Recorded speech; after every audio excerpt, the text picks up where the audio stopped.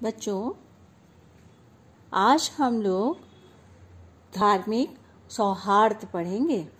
हमने अब तक पढ़ा कि मध्यकाल में कैसे बड़े बड़े सम्राटों और राजाओं ने विशाल युद्ध लड़े। इसी काल में भारत में महान संत हुए। इन्होंने भक्ति मार्ग की ऐसी दिशा दिखाई कि कर्मकांड और ब्रह्म ज्ञान में फंसा धर्म आम आदमी के बीच भक्ति मार्ग के तौर पर प्रभावित हुआ। अधिकारों को लेकर लड़ाई और मतभेद खत्म हो गए। कठिन संस्कृत की भाषा आसान देशी भाषाओं का प्रसार हुआ। हिंदू धर्म के साथ ही सिख धर्म और इस्लाम से जुड़े सूफी पंथ ने आपसी प्रेम और धार्मिक सौहार्द को जन्म दिया। इसी ने सभी धर्मों और पंथों को साथ लेकर चलने की भारतीय परंपरा को मजबूत किया। बच्चों, देखिए भक्ति आंदोलन। दक्षिण भारत में नयननार और आलावार भक्ति आंदोलनों का उदय हुआ। नयननार शिव भक्त और आलावार विष्णु भक्त थे। इन आंदोलनों द्वारा समाज को ईश्वर, प्रेम, मानवता, प्राणियों मात्र के प्रति करुणा आदि मूल्यों की सीख मिली। बच्चों, आपको पता है कि भक्ति आंदोलन के महत्वपूर्ण संत और उनके कार्यों की चर्चा करते हैं। रामानुज दक्षिण भारत में भक्ति आंदोलन की नींव रखी। उन्होंने कहा, भगवान सभी का है, भगवान कभी भेदभाव नहीं करता। उत्तर भारत में भी रामानुज की सीख का बहुत बड़ा प्रभाव पड़ा। संत रामानंद उत्तर भारत में भक्ति का महत्व प्रतिपादित किया। कबीर तीर्थ स्थानों, व्रत और मूर्ति पूजा को महत्व नहीं दिया।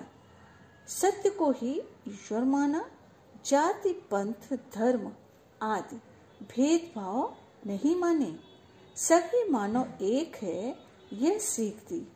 चैतन्य महाप्रभु बंगाल में कृष्ण भक्ति का महत्व स्पष्ट किया। उनके उपदेशों के कारण लोग जाति और पंथ के बंधन को नहीं माना।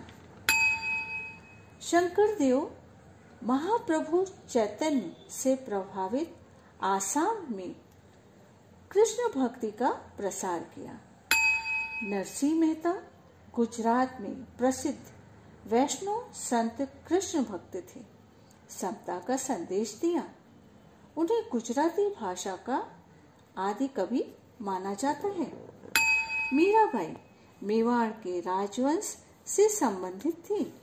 राजवंश के सभी सुखों को त्याग कर के वे कृष्ण भक्ति में तल्लीन हो गई। उन्होंने गुजराती और राजस्थानी भाषाओं में भक्ति पदों की रचना की। संत रोहिदास ने समता और मानवता का संदेश दिया। संत सेना भी प्रभावी संत थे। कृष्ण भक्ति का प्रसार किया।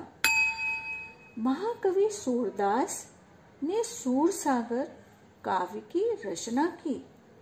कृष्ण भक्ति उनके काव्य का विषय है। रसखान मुस्लिम संत कृष्ण भक्ति की मधुरता से परिपूर्ण रचनाएं की। तुलसीदास रामचरितमानस ग्रंथ की रचना। ग्रंथ में राम भक्ति की सुंदर अभिव्यक्ति पाई जाती है। श्री बसवेश्वर कर्नाटक के लिंगायत विचारधारा का प्रसार किया। जाति भेद का विरोध किया। श्रम प्रतिष्ठा का महत्व समझाया। उन्होंने अपने आंदोलन में स्त्रियों को भी सम्मानित करवाया। उनका काय कवि कैलाश वचन प्रसिद्ध है। इसका अर्थ है श्रम ही कैलाश है। अनुयायियों ने मराठी भाषा में रचनाएं की। पम और पुरंदरदास कन्नड़ भाषा में भक्ति पदों की रचना की। महानुभाव पंथ चक्रधर स्वामी ने 13वीं शताब्दी में महाराष्ट्र में महानुभाव पंथ की स्थापना की। उन्होंने मराठी भाषा को महत्व दिया और मराठी भाषा में अनेक ग्रंथों की रचना की। पंजाब और अफगानिस्तान तक इस पंथ का प्रचार प्रसार हुआ। सिख धर्म गुरु नानक सिख धर्म के प्रवर्तक और प्रथम गुरु थे। गुरु ग्रंथ साहिब सिखों का पवित्र ग्रंथ है। इसमें गुरु नानक, संत नामदेव, संत कबीर आदि संतों की रचनाओं का समावेश है। सिखों के 10वें गुरु गुरु गोविंद सिंह के आदेश के अनुसार सिख लोग गुरु ग्रंथ साहिब को ही गुरु मानने लगे। सूफी पंथ इस्लाम के इस पंथ ने हिंदू मुस्लिम समाज में सौहार्द स्थापित किया। भारतीय संगीत में सूफी संगीत परंपरा का बहुत बड़ा योगदान रहा।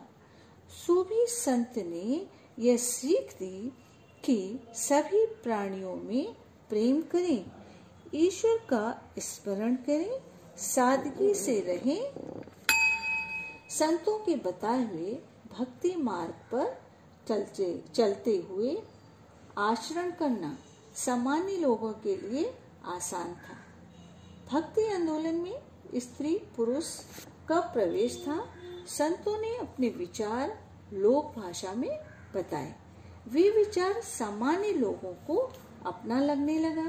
भारतीय संस्कृति के निर्माण और संरचना प्रक्रिया में भक्ति मार्ग का बहुत बड़ा योगदान रहा।